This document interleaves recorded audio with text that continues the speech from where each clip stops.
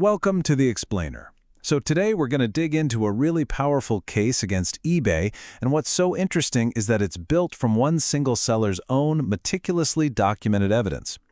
We've actually designed this whole explainer to arm you with the specific arguments you can use to challenge a system that, let's be honest, many feel is totally broken. All right, here's how we're going to break this down. It's in 5 parts.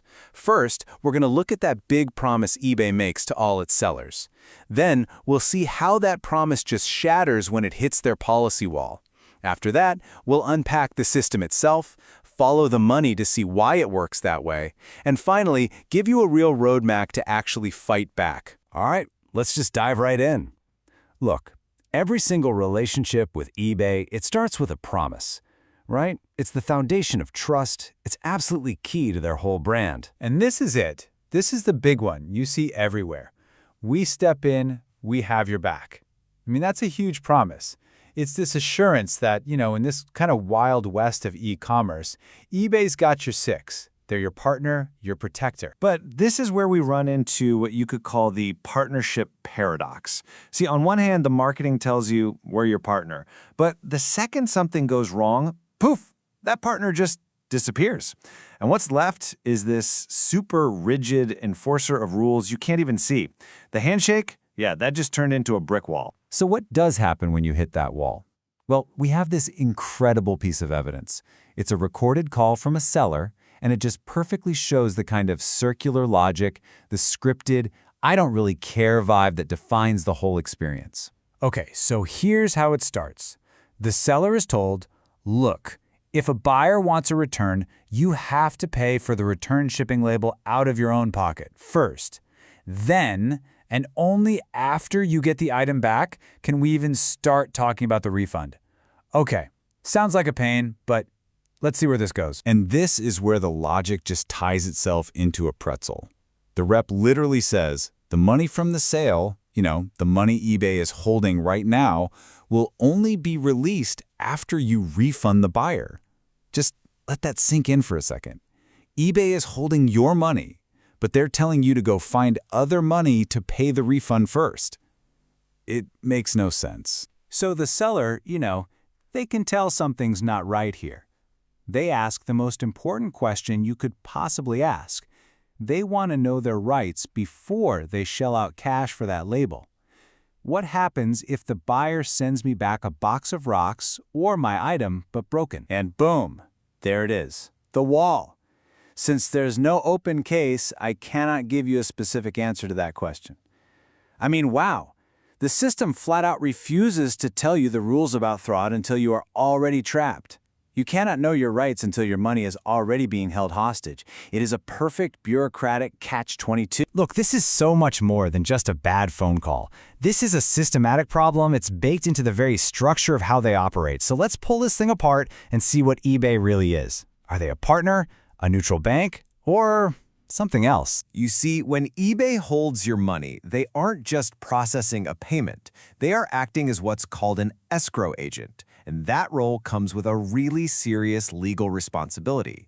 It's called a fiduciary duty. That's a legal term, and it means they have a duty to be neutral and to protect the financial interests of both parties, the buyer and the seller. Remember that word, neutral. And then there's this. By making every single seller use its managed payment system just to be on the platform, eBay might be doing something regulators call tide selling.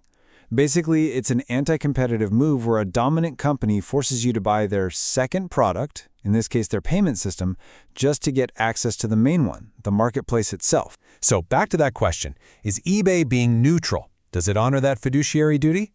Well, just look at this chart. A real escrow agent, they pay you interest on the money they hold. eBay, they keep it. A neutral agent follows the rules set by both people. eBay? Nope, they write their own rules and enforce them however they want. And in a fight, a neutral party steps back. But eBay? They step in and act as the judge, jury, and executioner. This thing is just packed with conflicts of interest. It's built that way. Okay, so that's the big question, right? Why would you design a system that's so obviously conflicted? Well, to figure that out, you just have to do one thing. Follow the money. Sellers have kind of started calling managed payments by a more accurate name. It's not really about managing payments. It's about managing to get your money stuck. It feels like one of those old vending machines, you know? You put your money in, your chips get stuck, and the machine tells you to put more money in to get them out. And then, oh boy, let's talk about the fees.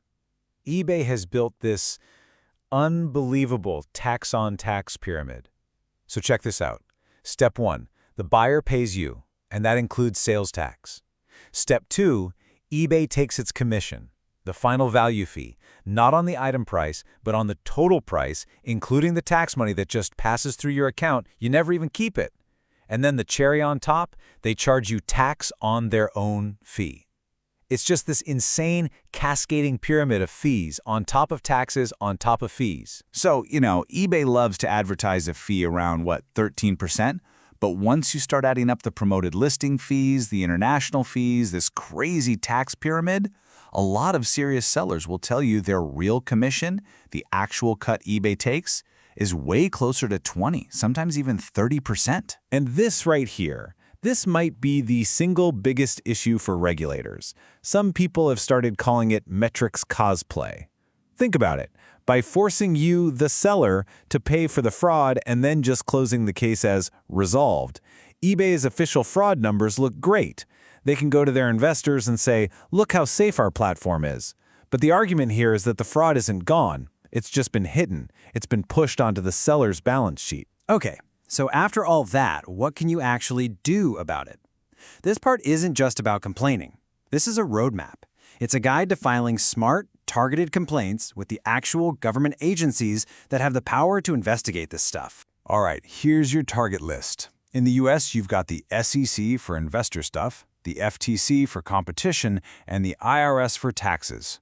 In Canada, it's the Competition Bureau for the same reason, the CRA for taxes, and in both countries you have the police, the RCMP or local police for things like mail and wire fraud. Each one of these agencies owns a different piece of this problem. Okay, so when you write to the SEC, your argument is material misrepresentation.